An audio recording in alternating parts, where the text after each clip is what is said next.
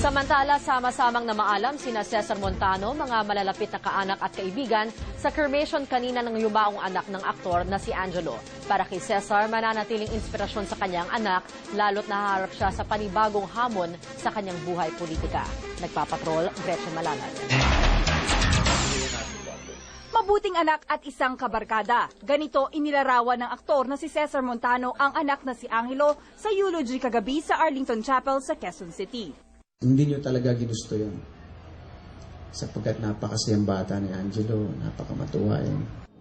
Ilang pang malalapit na kaibigan at taga-showbiz ang nakiramay sa pamilya. Buboy, alam mo naman, nandito lang kami. If anything, kung ano mong maitutulong namin, in our own small way, sabi ko po, just call. Dumating din ang ilang malalapit na kaibigan sa politika. Diyos may magandang plano para natin sa lahat sa atin. Hindi natin naiintindihan yung kabuuan ng plano dahil hindi pa natin nakikita yung katapusan. Bigyan mo lang ng oras.